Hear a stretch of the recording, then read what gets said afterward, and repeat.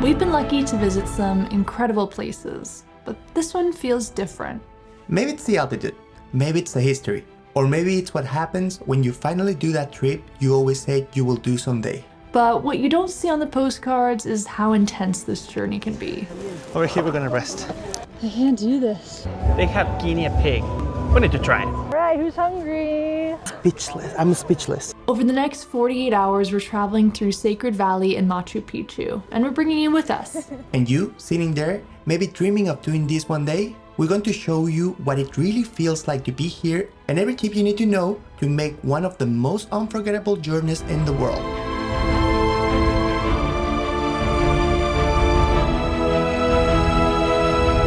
Oh my god! Wow. What the heck?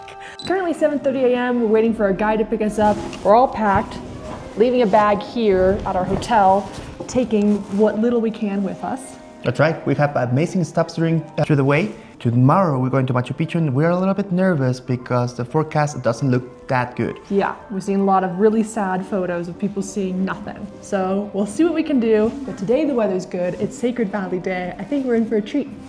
Pray for us, guys. Buenos dias. Hola, ¿qué tal? Buenos días. And so we meet our guide and start with a tour to Sacred Valley. And the first stop is a little town called Chinchero. During Spanish colonization, towns like this were turned into what's called Indian reductions, which were settlements designed to relocate and control indigenous communities, often by force. The goal was to convert them to Christianity and integrate them into colonial life. In Chinchero, you can still see the impact. The church was built right on top of an Inca temple, and much of the town sits on original Inca stonework. But what's especially unique here is how much indigenous culture has lasted. Quechua is still spoken, and many families have passed down traditional weaving techniques for generations. That's why we're here, to meet local women who still make textiles the way their ancestors did, using plants, natural dyes, and hand-spun wool. But first, we gotta fit the part. Buenos dias. Hola, buenos días. Hola, ¿qué tal? Buenos días. Oh, muchas gracias. ¿Cómo se dice buenos días en Quechua? Ali punchai. Ali punchai. Oh, wow. I think we look pretty great. I think so. Step 2. Get to know your materials. You cannot learn about weaving without meeting the real stars here, these guys. And it looks like they're hungry. Oh my god. Here you go. I know you're hungry. Oh, your little teeth. Right, who's hungry? I got one more left. Who's hungry? Okay, this is amazing. Not only we dress up like this, like feeding those beautiful animals and can pet them, it's the best start of the day. Bucket list right here. Oh yeah, totally. Oh my gosh.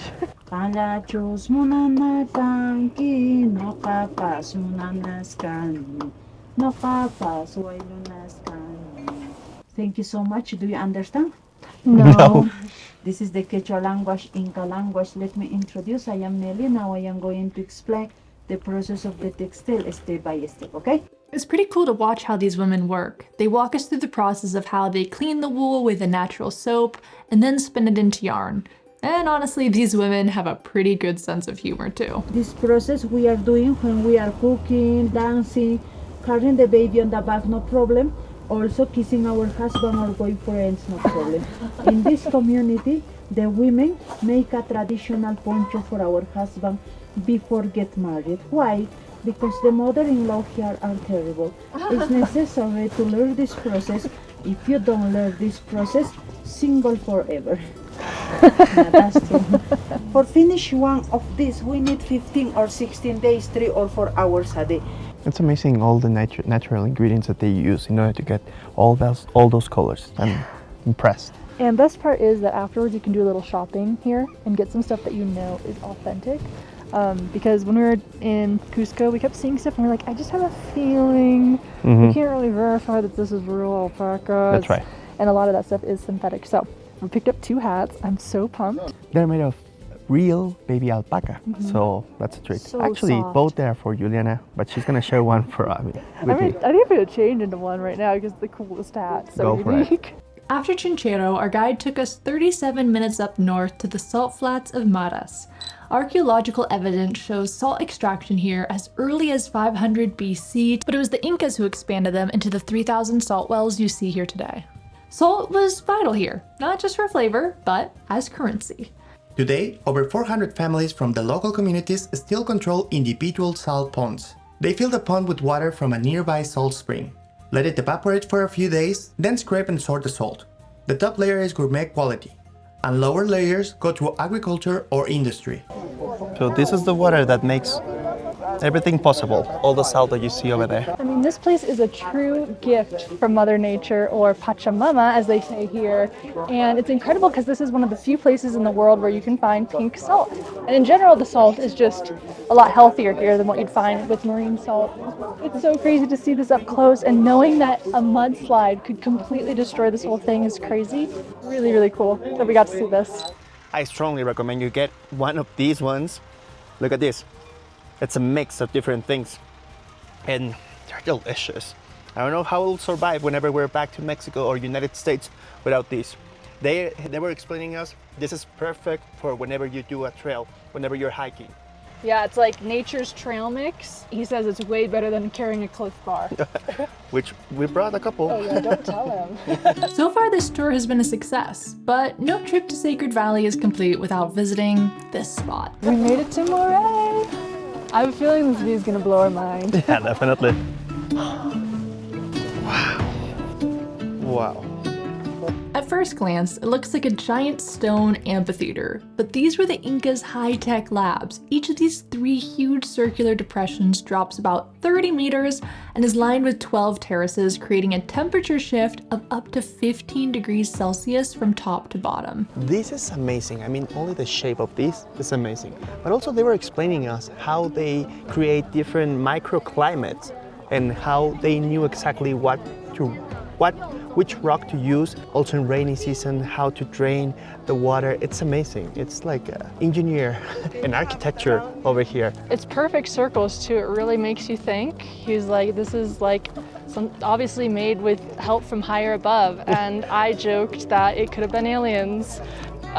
Which sent him on a little, side tangent that yes, it could have been. That's right. But maybe don't bring that up. I think we're gonna have like a big conversation, all the group over there, whenever we're to our next spot. Yeah. Sacred Valley is more beautiful than I ever imagined. I just thought it was gonna be just circle of things and we wanted to go directly to Machu Picchu, but no, I think it's a must-see spot over here. I really don't know how we could have done this on our own. I know we were talking about that, but like having someone to just take us from place to place is really nice. We're saving a lot of time that way. Yeah, for 2 different reasons. Why you have to rent a car and just try to figure out where you're going. And second of all, we have such a great guide. Yeah.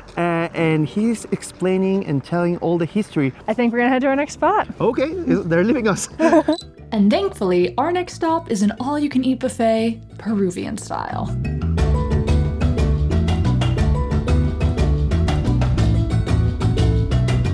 Oh wow, they have guinea pig. We need to try it. I felt really proud of myself going through this buffet here because they had dishes from all over Peru. And I felt like, yep, we've had that. We've had ceviche, we've had anticuchos, we've had a lot of things, but there's one final dish we can't leave Peru without. And it's the one I'm most nervous for. Cuy, guinea pig. Let's give it a try. It doesn't look too pretty. I see the leg. I'm just gonna go with my hands. I think we're gonna have to nibble around this. It's seasoned really nicely, but it's difficult to get the meat out. I don't mind the taste, but it's a little difficult to navigate around. It's a small animal. I wish they'd shred it for me, I don't really like having to scavenge around the bones and the cartilage, but hey, I've tried it. It's for patient people. And that's not me. Not one of those high rewards things though. You're gonna have to eat a lot of this to get full. Yeah, it tastes good. Luckily for me, there's a part that it has all the meat outside, so I was lucky. After devouring what we're pretty sure was a quarter of the town's guinea pig population in order to fill up, it was time to move again. Next stop, Ollantaytambo, the last major town in the Sacred Valley before you reach Machu Picchu. For most travelers, this is where you can catch the train or begin the Inca Trail. But if you rush through, you're gonna miss something important. Our guide made sure we didn't skip it. It's one of the most important surviving Inca towns in Peru, where the layout follows the same grid the Incas designed centuries ago, and you can still see original Incan stonework. Look at the narrow street. This is original. Of course, the buildings are covered from colonial times and also from nowadays.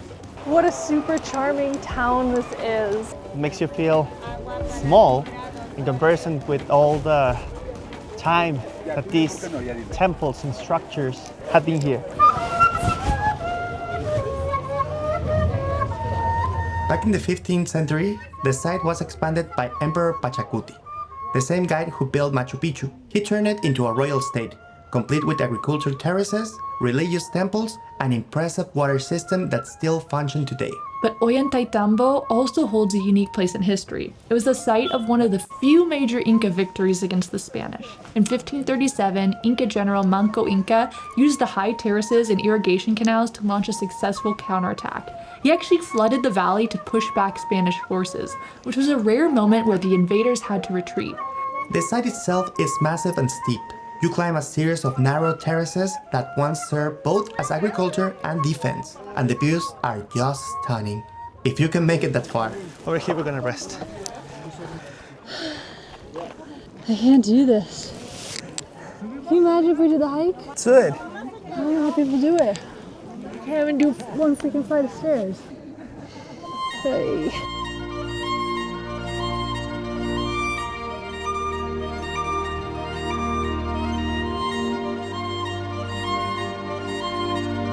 I mean, this is amazing, but what surprised me the most that Carlos told us that they have watchtowers all around and they were camouflage. And then she showed us too, you cannot see it.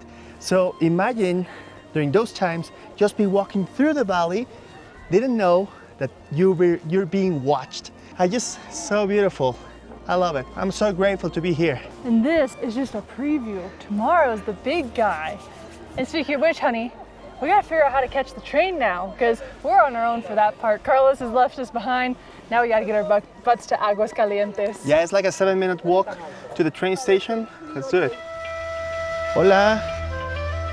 So the tour we booked takes care of booking our train tickets and our hotel in Aguas Calientes, and we easily find our way to the train station. But honestly, this place is so tiny, you don't need to get here too early, since there's really nowhere to sit. Eventually it's time to board, and this is not like any other boarding process we've seen for a train. It's like a little parade happening just to get to our train. Look.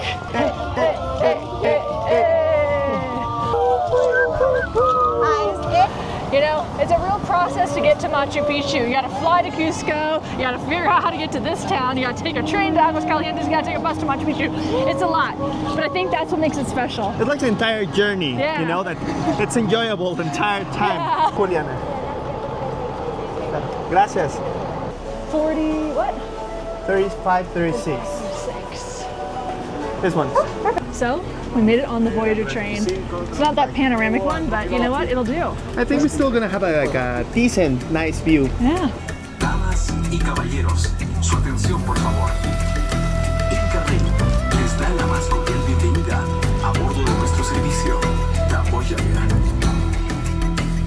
2 hours later, we make it to the town of Aguas Calientes, where a new guide met us to lead us to our hotel for tonight. Okay guys, we are in Aguas Calientes, and this is gonna be our home for a couple of hours. It's much nicer than I imagined. I love that we can see the train arriving. It's so cool that there's so many bars facing the train. How Yeah, I know. cool. And also, we met with one person downstairs, and he told us our journey starts at 6 in the morning tomorrow. Luckily for us, the breakfast in the hotel, which is included, starts at 5 in the morning. But I that think means, Juliana, we have to wake up at 4:45, something like that. Hey, who cares? You know, I really think we need to find some food now. Let's go explore Aguas Calientes. What do you say? That's a great idea. All right, let's talk about the tips you need to know to visit Machu Picchu. First and foremost, buy your tickets in advance. And we don't just mean, 2 months in advance. We mean as soon as you know you're coming to Machu Picchu. We bought our tickets 2 months in advance and we almost didn't have any. That's actually why we did this tour. You guys know, normally we're ones to figure things out ourselves. We had to do a tour because we wouldn't have been able to get into Machu Picchu at all. If you are like us, you could also show up to Aguas Calientes on the day of at 6 a.m., stand in line at the Ministry of Culture, and they give out 1,000 tickets a day. but that is a huge risk, and a lot of people end up with circuits they don't want. Everybody says you should get Circuit 2, which offers like a little tour of the inside of Machu Picchu as well as panoramic views. If you don't get Circuit 2, aim for Circuit 1 because that's even higher. You get this great postcard view. Otherwise, you're gonna have Circuit 3, which is down towards the bottom. This tour, the one that we're taking, is the only tour that offers Circuit 2. That we saw. Yeah, that we saw. It was incredible. Everybody offered the number 1 and number 3, but the 2 one was sold out. Whenever we saw this tour, it was also combined with Sacred Valley, a couple of activities over there, so we said, we need to get this one. It's a no-brainer. We're gonna leave a link down below if you want to take this tour. I highly recommend it. Entonces, hola, muy bien, gracias. ¿Tú qué tal? Found our spot, guys. Full House is where we're having dinner tonight. It is beautiful, came highly recommended, and the menu looks great right next to the river. Tip number 3 is to definitely spend a few days in Cusco getting acclimated to the high altitude before you head here to Aguas Calientes. You'll be relieved that the altitude is less here, first of all, but your body does need to still get adjusted. We have tons of tips for dealing with altitude sickness in our guide to Cusco. Incredible city that is. Check out that video after this one. Tip number 4, the best time to visit is between April and October, that is dry season. Also, another tip that is included in this one is don't trust the weather report. You know, because of the mountains, the weather it could change a lot. So doesn't matter if yesterday it was raining, pouring rain, today it could be sunny. And things can change even in a few minutes. This is some alpaca. I will eat as much alpaca as I can over here because it's very good.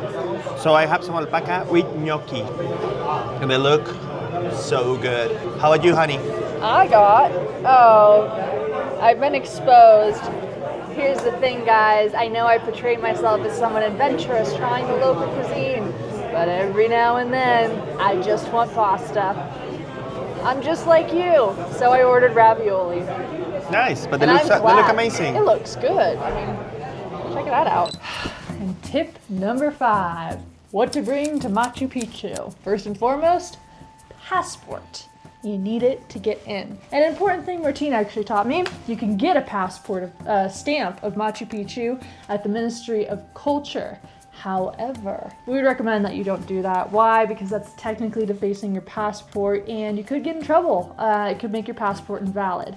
I did it before at the equator and I was fine. So do with that information what you will. For the altitude, sunscreen, there's a couple of mosquitoes over here in Machu Picchu, so bug spray.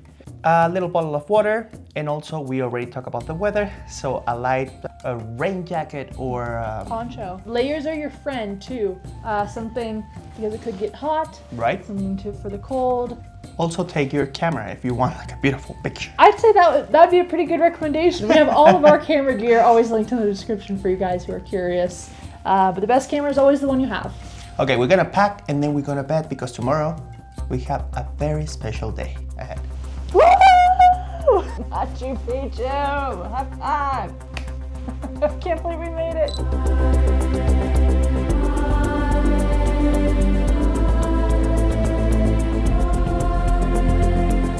It's go time.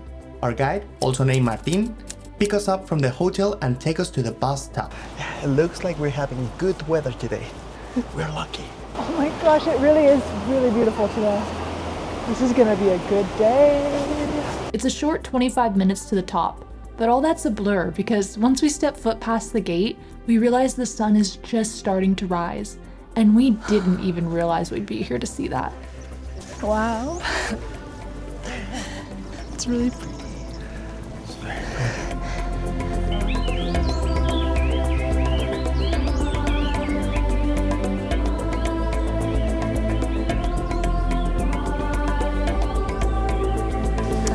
How emotional this is gonna make me, but like growing up, my family didn't have a lot, but they loved to travel.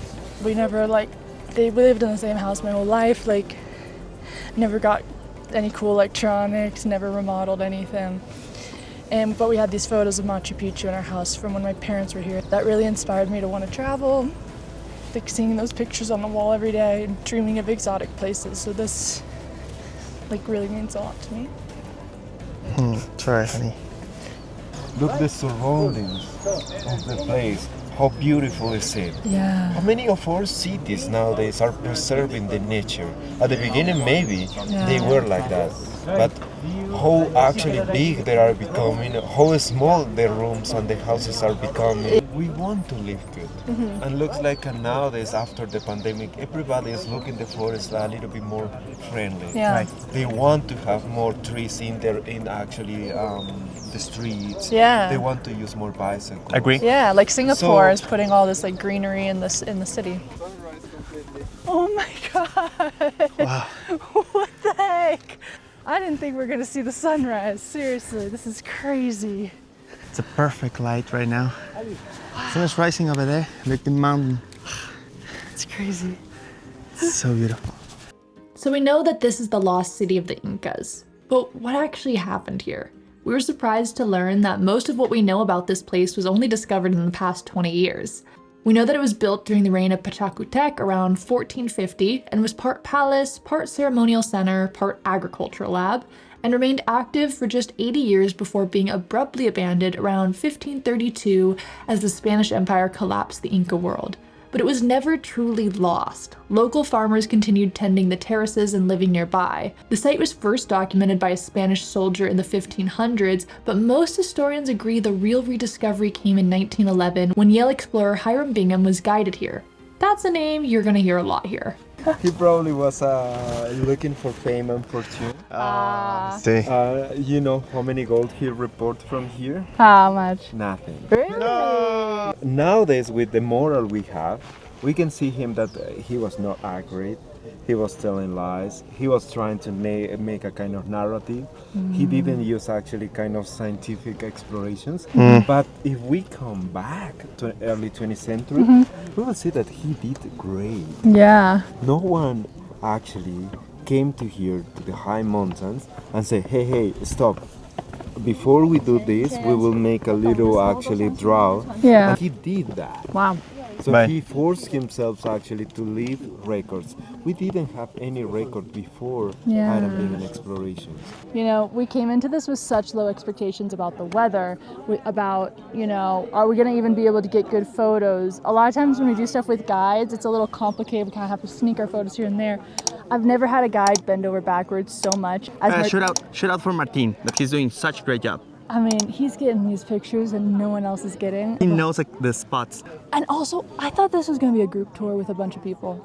Why is it just us? Because it's personalized. They didn't know we do YouTube or anything, guys. This isn't even a free tour. We paid the whole thing. This is crazy. If you want to do this, there's a link down below if you want to use I think it. we found a really good one. After getting our photos before the crowds start rolling in, our guide pulls us to a quiet area where he leads us in a 2-minute meditation. And that was probably the highlight of our time here, because the energy in this place, well, you can feel it when you stop for a second to let it all in. It's wild to be here. Everyone around us has had quite the journey to enjoy this view this morning, and we're feeling so grateful. I know a lot of people, they say it's so beautiful, wow, Machu Picchu. I don't think you completely understand it till you're here and you see this beauty and you see the sun come like rising up in the mountain and this get illuminated. Yeah. Speechless. I'm speechless. Yes. We start making our way to the city and the fog is quickly rolling in. So I know it's now or never to get our last photo. And you didn't think we'd do a trip without representing my favorite team, right? Goya, cachón, cachón, ra, ra, cachón, cachón, ra, ra. Goya, universidad. Wow. Ve, él sí sabe. I never expected that at Machu Picchu. Down in the city itself is a whole other experience. What grabs you first is the stonework. The Incas used a technique of carving granite blocks that is so precise, not even a paper can slip between them. And they built earthquake-resistant structures by navigating around the fault lines, which is something even modern-day architects still don't always master. Inside the city lived about 750 people, and the urban layout is just as impressive. There's about 200 buildings clustered into residential and religious zones, linked by stone stairways and canals. Our guide showed us so many interesting spots here, like where they did sacrifices, which terraces were likely used for agriculture, how these stone circles reflect the stars when filled with water for tracking star patterns, how you can tell by the windows if a building was a house or for storage. there's so much. It's information overload, and even as we make this video, we're still learning more. Eventually we get to this spot where a guide asks us to stick our hands in the mysterious hole. What's it? What is it? Huh? What is it? Stop! Interesting. Yeah, it goes around. It's like a donut in there. Are you thinking about food? Yeah, I am thinking about food. I'm American, as you can see. What is this for? Actually, what is this? It's not for donuts, I guess. No. Actually, probably they put a rope to make a door. That would, it's good for a rope, not good for donuts. It's a funny thing over here, like every single place that we go, it looks better than the one before. It's almost impossible. Actually, it's like a challenge. Try to take a bad picture from here, and I bet you cannot. You cannot take a bad video or a bad photo. We were also surprised to learn that UNESCO named this a heritage site in the 80s, but it wasn't until 2007 that this became a wonder of the world. By 2019, over 1.5 million people visited annually. Entry limits now exist to protect the site. Antes de la declaración de UNESCO no había una protección total del lugar. Sí. En 1970 se dejó que la reina y el rey de España llegaran en 2 helicópteros y los helicópteros se asentaron aquí. Gracias a UNESCO recién el gobierno peruano realmente ha generado un ministerio de cultura que hoy en día protege. Si tú dañas una roca hoy en día puedes ir a la cárcel hasta 12 años. Entonces, gracias a UNESCO no se permite que más helicópteros se aterricen aquí. Qué bueno. Viajeros, that is how you do Peru the tourist to local way. Good job. I think it was one of the greatest experiences that we ever had as travelers, and we are so surprised. So this is the conclusion of our 4-part series in Peru. If you haven't seen the other videos, please do. Yeah, we explored Lima, we explored the food, and also Cusco. But next week, well, the next video that we're gonna post, we're gonna be traveling through countries by bus. Yeah, to a new country for us, Bolivia. That's right, so it's gonna be such an interesting video. You cannot miss it. We're gonna have so much fun. So long. Travel well. Make the world your neighborhood. See you guys next time. Bye.